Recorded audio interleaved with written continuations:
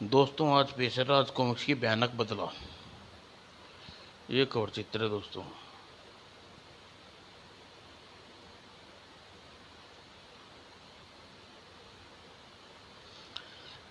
शहर में के एक व्यस्त इलाके में हत्या और लाश से दहशत की सूचना मिलते ही इंस्पेक्टर कोठारी सन्न रह गई और कुछ देर बाद वह जीप द्वारा अपने दल बल के साथ घटनास्थल पर आ पहुंचे। लाश की स्थिति देखकर इंस्पेक्टर कोठारी जैसा सख्त जान व्यक्ति भी कांप उठा। उप हत्यारे ने हत्या करने के बाद किसी बेदर्दी के साथ इसकी दुर्दशा कर दी है। भीड़ बढ़ती जा रही थी, किंतु एक्शन लिया उसने आदेश पर कांस्टेबल ने भीड़ को लाश वाली जगह से दूर धकेल दिया। चलिए, आप पीछे हट जाइए। हटिए पीछे। अरे पीछे हटो, साहब का आदेश नहीं सुनाई नहीं पड़ता, पीछे हटो। और कुछ देर बाद में पुलिस स्टाफ भी आ गया और लाश के प्रत्येक कोण से फोटोग्राफ लिए गए और इंस्पेक्टर कोठारी ने अपने महावतों को की मदद से लाश को नीचे उतारा। धीरे धीरे रस्सी को नीचे करते रही और लाश के कपड़ों की तलाशी लेने के बाद लाश की जेब से केवल एक पुर्जा मिला, जिस पर लिखी तकदीर पढ़ते ही खोपड़ी हवा में नृत्य करने लगी। मुझे 5 कत्ल करने हैं, मुझे 5 कत्ल करने हैं, मुझे 5 कत्ल करने हैं, मुझे 5 कत्ल करने हैं। इस कागज़ के पुर्जे पर मृतक की जेब से ये मिलना साबित करता है कि इसकी हत्या न हुई थी और भविष्य में इन्हीं 5 लोगों की हत्याएं करने वाला था, जिसका सीधा सा अर्थ ये है कि घटना इस व्यक्ति की हत्या उन 5 लोगों ने मिलकर की हो सकती है। कौन है ये 5 व्यक्ति? कौन है ये 5 व्यक्ति जिन्होंने हत्याएं इसे करनी थी? पंचनामे के पश्चात लाश का पोस्टमार्टम के लिए भेज दिया गया। घटना स्थल के 2 दिन बाद सुबह सुबह हुए पोस्टमार्टम रिपोर्ट के मुताबिक उसकी मृत्यु दम घुटने के कारण हुई थी, जिसकी कलाई के ऊपर उसका नाम लिखा था, प्रेमदास।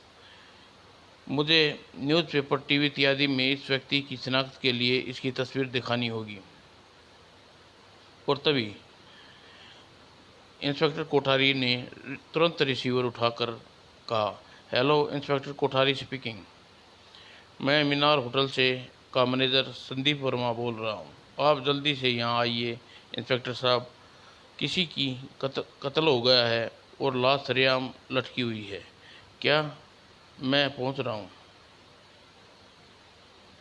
और आंधी तूफान की तरह जीप दौड़ाता हुआ पुलिस दल मीनार होटल के बहुमंजिली इमारत के निकट पहुंचा, जहां इस वक्त सैकड़ों की तादाद में भीड़ एकत्रित हो चुकी थी और घटनास्थल को देखकर इंस्पेक्टर कोठारी के भीतर धकेल गया। Oh my God! हत्यारे का दुस्साहस देखकर साहब, लाश कैसे सरेआम लटका गया है? हत्यारा जरूर होटल के अंतिम मंजिल पर रहता होगा, पर किंतु तुम सब मेरे साथ होटल के भीतर चलो। और हवलदार सी, तुम होटल के रिसेप्शन काउंटर पर फायर ब्रिगेड को फ़ोन करके यहाँ बुलाओ, क्विक। और मीनार होटल के लॉबी में प्रवेश करती हैं। आइए इंस्पेक्टर साहब, मेरा नाम संदीप है। अरे हाँ, आपने ही फ़ोन किया था। खैर, हम बिल्डिंग के उस हिस्से में जाना चाहते हैं जहाँ लाश को लटकाया गया है। और शीशे की बनी लिफ्ट के द्वारा लोग छत के ऊपर जाने लगे। 20वीं मंजिल में लिफ्ट रुकी और छत पर सीढ़ियों द्वारा पहुँचे। 20वीं मंजिल से लाश लेकर हत्यारे इन्हीं सीढ़ियों से होकर गुजरा होगा, या फिर हत्या छत पर की गई होगी, हो सकता है। और यह देखिए इंस्पेक्टर साहब, खून हत्या वहीं की गई है और आप लोग यहीं रुकिए, क्योंकि सबके उधर जाने से हत्यारे की उंगलियों के और जूतों के निशान मिट सकते हैं। यही सोचकर अभी तक मैंने किसी को छत पर नहीं चढ़ने दिया और सामने वाले होटल दीपशिखा के मैनेजर को भी मैंने जाने से मना कर दिया है। और इंस्पेक्टर पानी की टंकी के निकट पहुंचकर हत्यारे के खून करने के बाद लोहे के इस तार को अवश्य एंकर की मदद से होटल दीपशिखा की छत पर पहुंचाया होगा, पर एंकर उधर छत पर मिलेगा और फायर ब्रिगेड की गाड़ियां आ चुकी हैं और हवलदार रामदीन, तुम नीचे जाओ और फायर ब्रिगेड की लाश को उतारने को कहो। Yes sir. और फायर ब्रिगेड द्वारा लाश नीचे उतारने की कार्रवाई आरंभ हुई और फायर ब्रिगेड के कर्मचारियों द्वारा लाश उतारी जा रही थी कि उधर फिंगरप्रिंट एक्सपर्ट, फोटोग्राफर इत्यादि अपना काम कर रहे थे। इधर कुछ निशान होने की उम्मीद मौजूद है, मैं चेक करता हूँ। और एक्सपर्ट द्वारा फिंगरप्रिंट्स उठाकर वहाँ किसी के जूते के निशान उभर आए और फिर पंचनामे के सबूत की तलाश में पोस्टमार्टम के लिए भेज दिया गया और इंस्पेक्टर कोठारी ने होटल दीपशिखा की छत पर एंकर बरामद कर लिया। और अगले दिन कुछ पता पड़ता इंस्पेक्टर अचानक बुरी तरह उछल पड़ा। यह कैसे हो सकता है? क्या हुआ इंस्पेक्टर? इस प्रकार स्प्रिंग की तरह क्यों चलने लगे? यह डेली नाइट का रिपोर्टर रजत उस लाश के विषय में जानकारी एकत्रित करने आया था और इंस्पेक्टर कोठारी का अभिन्न मित्र भी था। बात कुछ ऐसी है रजत, तुम सुनो तो तुम भी उछल पड़ोगे। अगर मैं गलती पर नहीं हूँ तो इस समय तुम होटल मीनार के सामने सरेआम लटकी लाश की पोस्टमार्टम और अन्य रिपोर्ट पढ़ रहे हो। मेरे हाथ में इस समय 2 फाइलें हैं रजत, जिनमें से एक फाइल उस खंजर द्वारा मिली उंगलियों के निशानों की रिपोर्ट है जो उस व्यक्ति या लाश के सीने में धंसा था जिससे उसकी मृत्यु हुई। दूसरी फाइल प्रेमदास नाम के उस व्यक्ति की उंगलियों के निशान हैं जो 3 दिन पूर्व इसी प्रकार सरेआम लटके पाया गया था। तो कमाल की बात यह है कि पहले व्यक्ति यानी प्रेमदास की लाश की उंगलियों के निशान दूसरे व्यक्ति की छाती में खोपे गए खंजर की मुठ पर मिले हैं। यह क्या कह रहे हो इंस्पेक्टर? यह कैसे हो सकता है?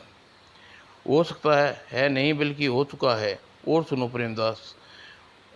प्रेमदास की लाश ने जो जूते पहन रखे थे वह उसके तले के निशान भी हमें होटल की मीनार की छत पर बिखरे मिले हैं, खून के निकट मिले हैं।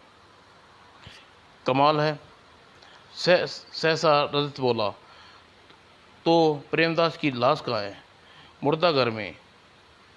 मैंने उसके शिनाख्त के लिए अपनी तस्वीरें अखबारों में निकलवाई हैं। मुझे परिणाम मिलने का इंतज़ार है। अगर 3 दिन तक शिनाख्त के कोई नहीं आता तो उसका अंतिम संस्कार कर देंगे। लेकिन तुमने प्रेमदास की उंगलियों के निशान खंजर पर पाए गए निशानों से मिलान का विचार क्यों और कैसे सूझा? यह विचार फिंगरप्रिंट्स एक्सपर्ट मिस्टर असलम के जहन में करौंदा था। उसने प्रेमदास की उंगलियों के छापे हमारे पास भेजे थे और उस दिन के बाद जैसे ही वह छापे पुन खंजर पर मिली तो उसने दोनों निशानों का मिलान कर ली एक पाया।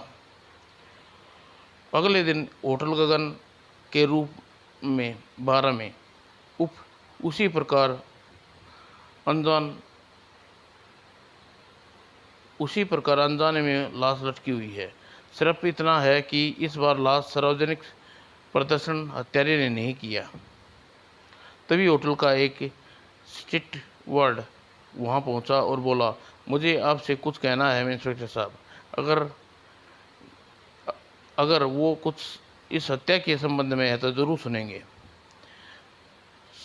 स्टीवर्ड ने बताया, जब मैं कमरा नंबर 10 में चाय सर्व कर रहा था तो मैंने इस कमरे में साफ घबराए हुए बाहर निकलते देखा।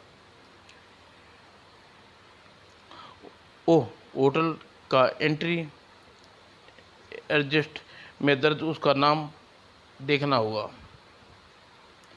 उसका पता। फिर पहुंचकर, you are under arrest mister Sudhir. मेरा कसूर, होटल में गगन में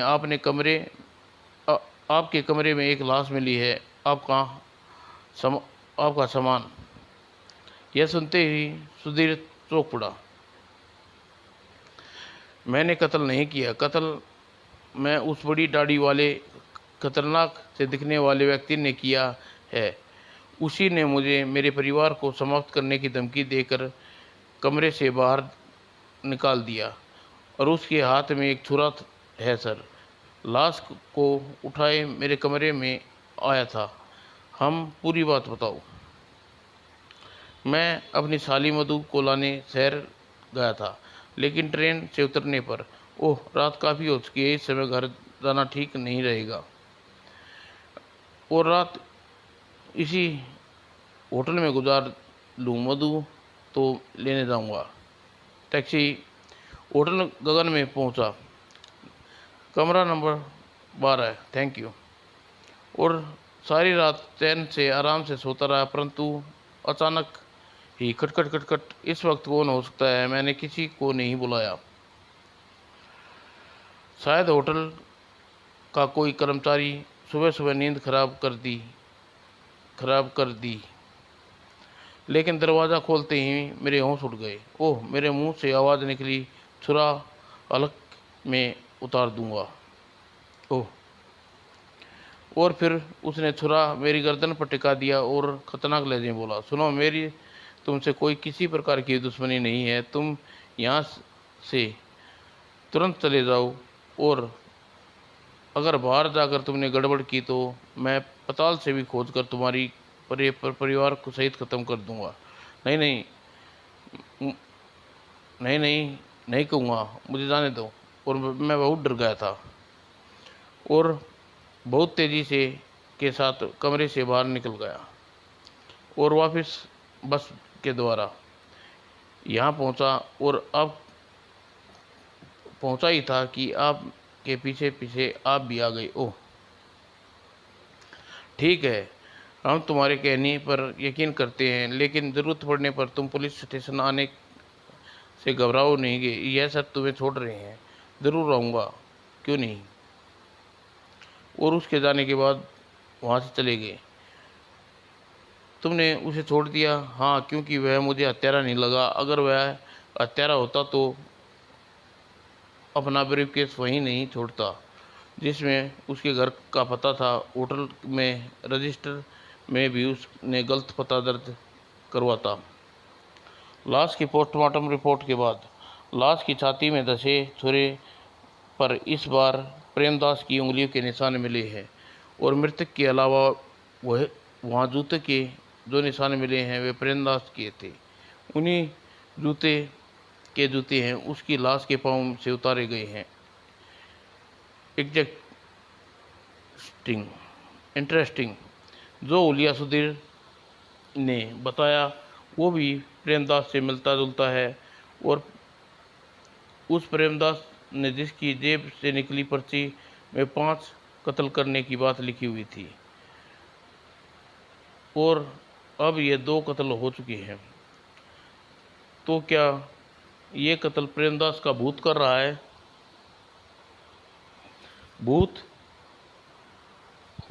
ही हो सकता है, वरना मृत व्यक्ति के जूते और उंगलियों के निशान हत्या के प्रयुक्त छुरे और घटनास्थल पर क्यों मिलते हैं। मैं यह सब बकवास नहीं मानता। शायद इस बार पाला किसी चालाक हत्यारे से पड़ा है। मैं उसे बेनकाब करके रहूँगा। और तभी मेरा नाम अजय है, अजय प्रेमदास। ओह, कहीं तुम प्रेमदास के पुत्र तो नहीं? जी हाँ। दरअसल मेरे अलावा पापा का कोई नहीं है, और आज बेंगलोर से लौटने पर जब मैंने न्यूज़पेपर में आपके पापा की तस्वीर देखी तो मेरे पापा कहाँ हैं इंस्पेक्टर साहब? अगर दाढ़ी लगा दी जाए तो इसकी शक्ल हूबहू प्रेमदास से मिलती है। और मुर्दा घर में लाश देखते ही पापा और प्रेमदास की लाश पुत्र अजय के सुपुर्द की गई। अगले दिन सर, मुझे लाशों के विषय में पता चला गया है कि होटल मीनार वाली लाश होटल गगन वाले मिस्टर खंडेवाल की है। इस दोनों एक ही बात कॉमन है सर, वो ये कि दोनों दोस्त थे। जबकि शहर के बाहर जाने वाले सड़क के किनारे बने एक ढाबे पर ओह 5 बजे हैं, लेकिन ट्रक लेके 8 बजे पहुंचना है। सुच्चा सिंह प्यारी, ओए बतिया, छेती उठ जा, बहुत देर हो गई है। ओह। और दोनों सिर से हाथ मुंह धोकर ट्रक पर सवार हुए और सुच्चा सिंह ने ट्रक को दौड़ा दिया। उस्ताद, आज तो मालिक साहब सरदार फूल स्वीकार करने ही पड़ेंगे। ओए चुप कर, ओए खोतिया, मुझे तो अभी यमराज क्या रूप दिखाई दे रहा है। थोड़ी स्पीड बढ़ाओ उस्ताद, तो फिर ले तू आ देख सुच्चा सिंह की ड्राइवरी। अरे अरे। और दूसरे ही पर कार पूरी गति के साथ मोड़ काटकर ट्रक वाली दिशा में लपकी।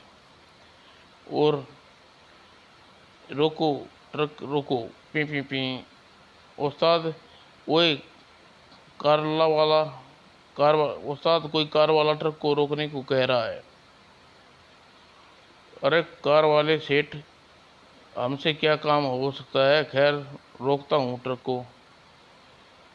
और ड्राइवर ने तुरंत ट्रक रोक दिया। ओए की गल है बादशाह, वो जरा ट्रक के उतर के नीचे आओ, तुम खुद पता चल जाएगा। और यह काम वह आसपास दूसरे वाहन भी रुक गए चुके थे। और आते हुए ट्रक से कुछ गड़बड़ है। और देखो उस्ताद बुरे फंसे आज। बाप रे, लाश हमारे ट्रक के साथ किसने बांध दी? और चकमा देने की कोशिश मत करो बच्चों, ये खून तुमने किया है। तुमने ही चेक पोस्ट सामने ही चेक पोस्ट है, पकड़ कर इसे पुलिस के हवाले करो ये दोनों को।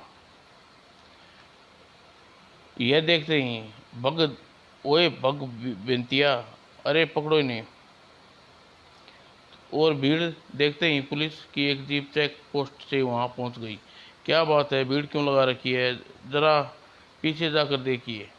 ओ नो, ड्राइवर जीप इन दोनों के पीछे दौड़ाओ। और कुछ दूर पर देर में ओ फंस गए उस्ताद। फंसे नहीं, मर गए। अब गए तो।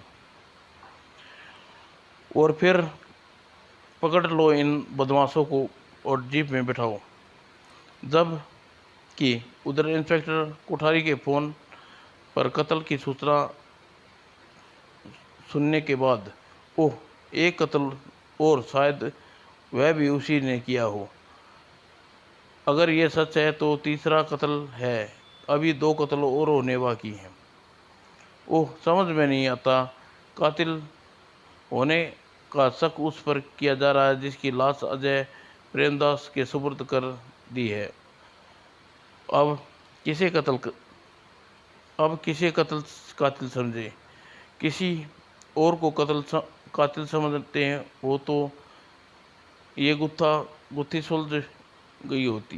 प्रेमदास की उंगलियों के और जूतों के निशान घटनास्थल पर कैसे बन गए हैं। और सहसा इंस्पेक्टर ने कुछ याद आया, अगले ही पल उत्तेजित स्वर में फोन नंबर डायल करने लगा। क्या हुआ इंस्पेक्टर, किससे फोन कर रहे हो? अजय, प्रेमदास से। और संबंध स्थापित होते ही, हेलो, मैं इंस्पेक्टर कोठारी केवल ये बात जानना चाहता हूँ कि आप किन्हीं खेंडेवाल और कपूर को जानते हैं? जी हाँ, वे पापा के नाइट क्लब के दोस्त थे। और उनके बाद रजत ने घटना स्थिति और बढ़ गया।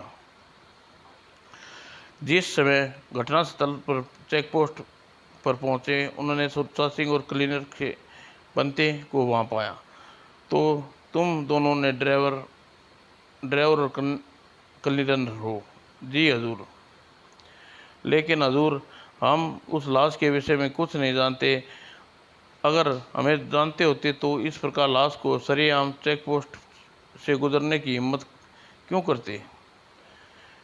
ट्रक के पास मेरी लाश, सीने पर छुरा है इंस्पेक्टर। मतलब इनको वाकई कुछ नहीं पता। और फिर एक दो सवाल पूछने के बाद, ठीक है, तुम दोनों छोड़ रहा हूँ, ये बेकसूर है, लेकिन तुम्हारा ट्रक अभी पुलिस कार्रवाई तक यहीं रहेगा। कोई बात नहीं जी, हम मालिक से बात कर लेंगे। और 2 घंटे बाद पश्चात लाश पोस्टमार्टम के लिए भेज दी गई। भेजने के बाद ट्रक से बंधे व्यक्ति का खून भी निस्संदेह उसी हत्यारे ने किया है जो पहले 2 कत्ल कर चुका है। और जहाँ से ट्रक आज चला था, वहाँ कुछ दूर पर अजय प्रेमदास भी रहता है। और वह घटनाएं क्यों करने लगा, वह हत्याएं क्यों नहीं करने लगा? यह मत बोलो कि उसके बाप का कत्ल हुआ है। हो सकता है वह कातिलों को जानता हो, इसलिए अब उनकी हत्या के बदला ले रहा हो। नहीं नहीं, मुझे नहीं लगता कि वह कातिल हो सकता है। हत्याओं के दौरान वह बंगलोर में था और इस बात की पुष्टि तुम कर चुके हो। तो फिर क्या तुम कातिल हो? मैं क्या कह रही हूँ कोठारी? अच्छा मजाक है। अच्छा यह बताओ कि आज 2 माह पूर्व तुम्हारे पिता सुरेंद्र सिंह की हत्या हुई और लाश की तलाश और किस अवस्था में मिली थी? नाइट क्लब के पास एक निर्माणाधीन इमारत में लटकी हुई। ओह, मगर कहीं तुम इसका संबंध भी तो केस उस केस वह भी नाइट क्लब के आसपास ही था। और मुझे लगता है कि कुछ संबंध हो ही। मगर यह मत भूलो, तुम्हारे पिता की हत्या वाले केस में इंस्पेक्टर मनोज अभी तक सुलझा नहीं पाया है। खैर, अभी हम वापस चल रहे हैं और आज रात को अजय प्रेमदास के घर की तलाशी लेने की चेष्टा करूंगा, तभी कुछ कह सकूंगा। और उसी रात प्रेमदास के बंगले की चारदीवारी चढ़कर साया बाहर निकलने लगा और अंधेरे में भूत की तरह चलता हुआ साया जैसे ही दीवार के नीचे कूदा, उस पर किसी व्यक्ति ने छलांग लगाई और पहले साये ने वेद फुर्ती के साथ पलटी खाकर दूसरे साये को जमीन में पटक दिया। लेकिन जैसे ही वह भागने को हुआ, दूसरा साये ने उसकी टांगें पकड़ ली परिणाम स्वरूप। और फिर दूसरा साया पहले साये के सीने में सवार हो गया। लेकिन पहले साये ने बड़ी फुर्ती के साथ संभलने के साथ ही उसे अपने जूते की ठोकर तथा दूसरे साये की कनकटी पर जड़ दी अधराम तराक। और दूसरे साये की आंखें समक्ष लाल पीले तारे नृत्य करने लगे। और वह साया दूसरा कोई और नहीं, इंस्पेक्टर कोठारी था। और फिर वह बंगले में कुछ ही क्षणों में चेतना वापस लौट गई। और जबकि अगले ही कुछ ही क्षणों में उसकी चेतना वापस लौट आई। अरे कहाँ गया हुआ? और दूसरे ही पल क्षण कोठारी तेजी से आगे बढ़ा और बंगले में प्रवेश कर गया। अरे इंस्पेक्टर साहब, आप इस वक्त? तुम शायद कहीं जा रहे हो जाए। नहीं, बल्कि मैं तो फैक्ट्री से लौट रहा हूँ। पिताजी की मृत्यु के परेशान हूँ, इसलिए जब तक कपड़े भी नहीं उतार पाया। और फिर तुम्हें यह एहसास हो गया कि तुम्हारे घर में निगरानी कर रहा हूँ, और इसलिए पहले रास्ते से नकाब पहन कर निकल रहे थे। और जब मैं तुम्हारी यह कोशिश नाकाम कर दी तो तुरंत मुझसे मिलने आ पहुँचे। क्या मैं पूछ सकता हूँ इस वक्त एकाएक तुम बाहर क्यों निकल आए? आप बेवजह मुझ पर शक कर रहे हैं। यह जानने की रहा था कि बाहर कुछ देर पूर्व उभरी ये चीखें किसकी थी, और मुझे आपसे छिपकर बंगले में बाहर जाने की क्या ज़रूरत है? तुम्हारी आवश्यकता एक और कत्ल करने की हो सकती है।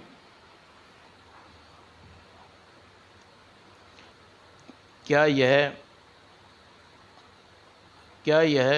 क्या कह रहे हो आप? मैं किसका कत्ल करने जा रहा हूँ? अपने पापा की हत्यारे का।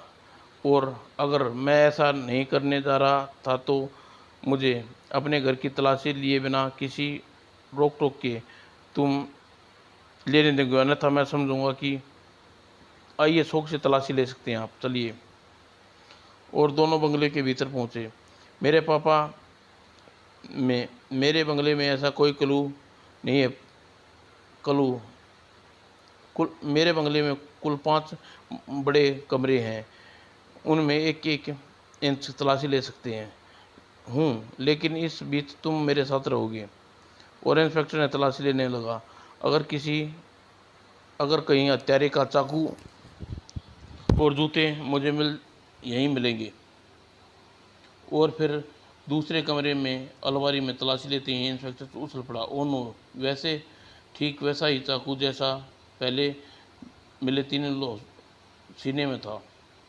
और चाकू बिना छेड़छाड़ अलमारी में बंद। उसने चाकू बिना छेड़े अलमारी को बंद कर दिया। इसका मतलब जूते भी यहीं कहीं होंगे।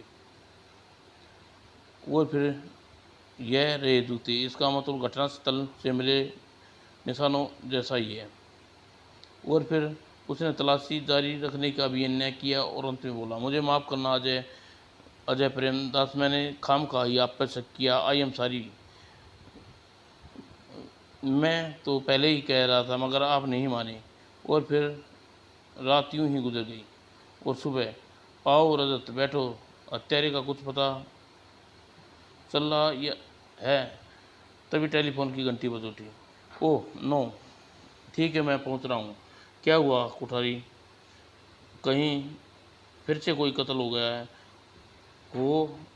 गया है, लेकिन बिहार रेलवे स्टेशन पुल के नीचे गुजर रही ड्राई वोल्टेज कन्वेयर पर किसी ने चाकू मारकर फेंक दिया गया है। और कुछ देर बाद ही विक्टर बिहार में रेलवे स्टेशन पुल के पास पहुंचे। कहीं यह हत्या भी उसी हत्यारे ने तो नहीं की? हो सकता है, वरना चाकू मारने के बाद उसे तारों पर फेंकने की क्या दुस्साहस करना अगर किसी के बस का काम नहीं हो सकता। अगर ऐसा है तो मुझे इस बार चाकू पर पिछले 3 चाकुओं की उंगलियों के निशान नहीं मिलेंगे, और न हो यह प्रेमदास के जूतों के निशान ही मिलेंगे। और यह तुमने किस आधार पर कहा? है कोई आधार? अब यह यहाँ का बाकी काम इंस्पेक्टर मनोज संभालेगा और हम मिस्टर प्रेमनाथ के बंगले पर जा रहे हैं।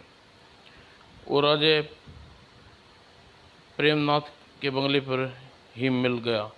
You are under arrest mister Ajay. क्या क्या मतलब है? बदतमीजी है इंस्पेक्टर, अभी पता चल जाएगा। यह देखो रजत, यह है प्रेमदास का छाप वाला चाकू, जिसे प्रेमदास की उंगलियों के निशान हैं चाकू पर।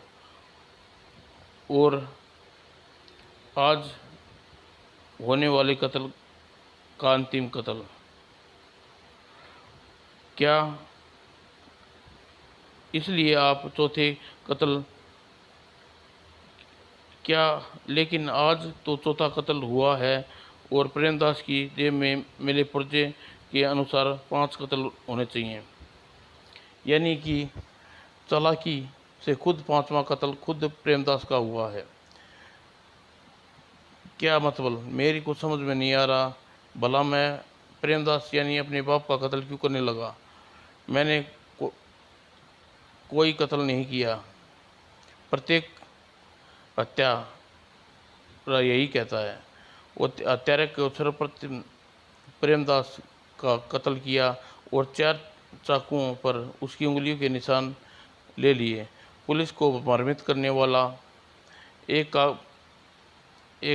कागजी पुर्जा उसकी जेब में डाला ताकि पुलिस के उन निशानों की प्रेमदास की ही उलझी रही। बाद में उन दस्ताने युक्त हाथों से उन चाकुओं द्वारा 4 कत्ल कर दिए गए। कमाल है, यह अंतिम हत्या इस चाकू का प्रयोग नहीं किया। यदि अब अधिक चालाक मत बनो रजत, तुम्हारे हत्यारे तुम हो। तुम यही रात को यहाँ चाकू को प्रेमदास के जूते इत्यादि का एक जोड़ी देखे गए हो। इसलिए रात को जो कत्ल किया वह प्रेमदास के जूते के निशान नहीं मिले और चाकू के उंगलियों के निशान नहीं मिलेंगे, क्योंकि अंतिम चाकू यहाँ है। और तुम अजय को फंसाने के लिए चेष्टा की, मगर आखिर फंस गई। और रात को तुम्हारे चीखने की आवाज़ से ही मैं तुझे पहचान गया था। तभी इंस्पेक्टर ने अपना वाक्य पूरा भी नहीं किया कि रजत ने उस पर टूट पड़ा। तुम मुझे कभी गिरफ्तार नहीं कर पाओगे इंस्पेक्टर। लेकिन उसी क्षण अजय ने रजत पर टूट पड़ा। हत्यारे, तूने मेरे पिताजी की हत्या की, मैं तुझे जिंदा नहीं छोड़ूंगा। और ठीक उसी पल इंस्पेक्टर ने रिवॉल्वर रजत की कनपट्टी पर लगा दी। तुम अभी तक इसलिए पकड़े गए। तुम अभी तक इसलिए नहीं पकड़े गए क्योंकि तुम मेरी प्रत्येक कार्रवाई की खबर थी। अगर तुमने कोई हरकत की, मैं यह भी नहीं भूलूंगा कि तुम कभी मेरे दोस्त होते थे। और इंस्पेक्टर ने पूछने पर रजत ने बताया, यह सच है कि मेरे पिता सिन्हा साहब उन 5 के दोस्त थे और अक्सर क्लब जाया करते थे। हमारी दोस्ती का यह पहला जाम हम कभी नहीं भूलेंगे। हाँ, चीयर्स। और ऑफिस से लौटते समय उन्हें रिसीव करता हुआ घर ले जाया करता था। अच्छा फ्रेंड्स, कल मिलते हैं। और उस दिन की रात मैं अपने ऑफिस से देर हो गई। आज तो पिताजी जा चुके होंगे घर। और मेरा अनुमान ठीक था, लेकिन घर रास्ते में मैं बढ़ा तो अचानक कुछ दूर पहुंचा था कि एक चीखने की आवाज़ सुन पड़ी। अरे, यह तो किसी लड़की की चीखने की आवाज़ है। क्लब के पास कोई इमारत थी, बस मैं उसने निर्माणाधीन इमारत में चीख इसी इमारत से उभरी है। लगता है कोई लड़की विपत्ति में है। और तेज़ी के साथ मैं उस लड़की की मदद के लिए इमारत में लपका।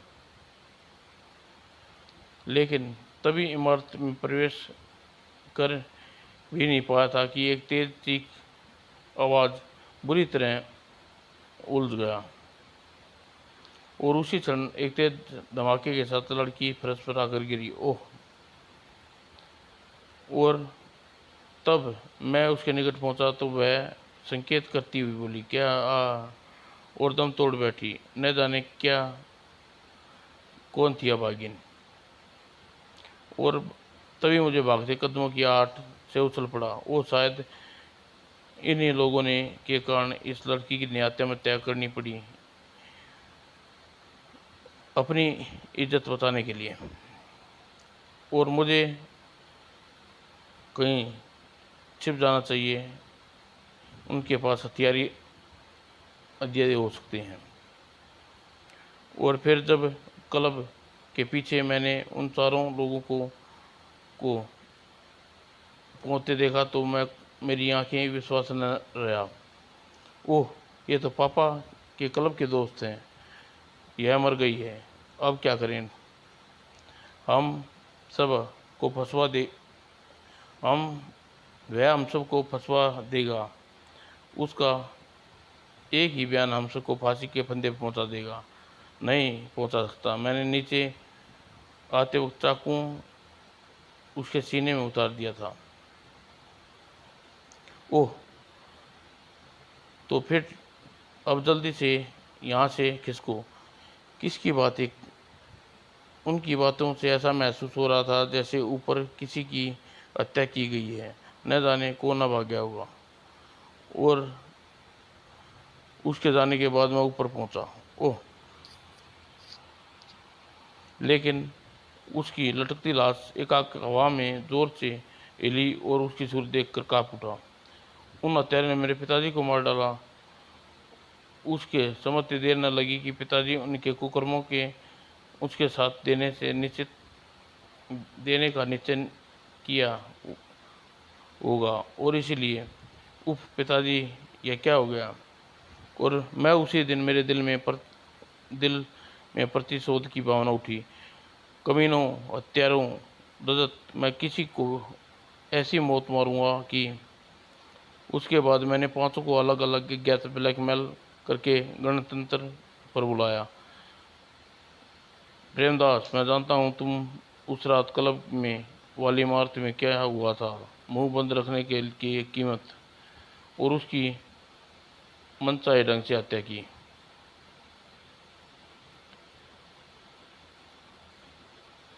और प्रेमदास की हत्या करने कर मैंने प्रेमदास की हत्या करने मैंने की भूमिगत कर देने के वाला पर्चा उसकी जेब में छोड़कर 4 चाकुओं पर उंगलियों के निशान ले लिए और उन वैसे ही जूते खरीदे और कुछ दिक्कत नहीं आई। लेकिन अंत में हत्या काम बन गया। समाप्त दोस्तों।